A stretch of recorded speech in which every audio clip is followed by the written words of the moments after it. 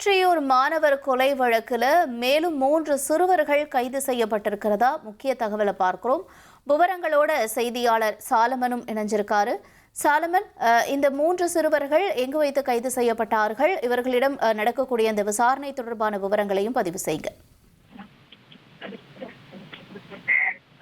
சென்னை திருவொற்றியூர்ல இருக்கக்கூடிய அரசு பள்ளியில பயின்று வந்த 12ஆம் வகுப்பு மாணவன் கடந்த 14ஆம் தேதி ஒரு கொலை சம்பவமானது அரங்கேறியது. குறிப்பாக பள்ளி மாணவன் கொலை செய்யப்பட்ட சம்பவமானது தமிழகம் முழுவதிலுமே பெரும் அதிர்வலையை ஏற்படுத்தியது. குறிப்பாக கஞ்சா பிரச்சனை காரணமாக இந்த கொலை நடந்திருப்பதாக முதற்கட்டமாக ஒரு தகவலானது பரவிய நிலையில போலீசாரோட விசாரணையில அது என்னத்திற்காக கொலை என்பது குறித்தான தகவலும் வெளியானது. குறிப்பாக 11ஆம் வகுப்பு மாணவனை தொடர்ச்சியாக இவர்கள் கிண்டல் செய்து வந்ததாலையும் அதே போன்று பெண்கள் மத்தியில கிண்டல் செய்து வந்ததாலும் தான் இந்த விரோதமானது முற்றி இதுல 11ஆம் மாணவன் மற்றும் கல்லூரி மாணவன் இணைந்து இந்த 12ஆம் வகுப்பு மாணவனை கொலை செய்திருப்பதும் தெரிய வந்திருக்கிறது. இந்த சம்பவம் தொடர்பாக ஏற்கனவே தனிப்படைகளானது அமைக்கப்பட்டு தீவிர விசாரணையை திருவொற்றியூர் போலீசார் மேற்கொண்ட நிலையில இது தொடர்பாக மொத்தம் ஒரு கல்லூரி மாணவர் உட்பட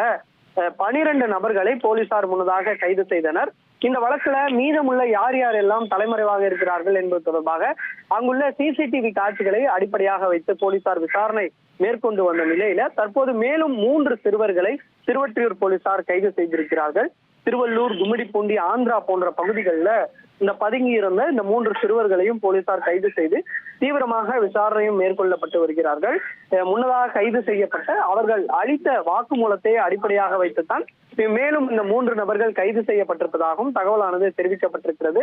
இதுவரை மொத்தம் 15 நபர்கள் இவ்வழக்குல கைது செய்யப்பட்டிருக்கக்கூடிய நிலையில மீதம் இந்த வழக்குல யார் யாரெல்லாம் தலைமறைவாக இருந்து வருகிறார்கள் என்ற விசாரணையும் போலீசார் தீவிரப்படுத்தி இருக்கிறார்கள்.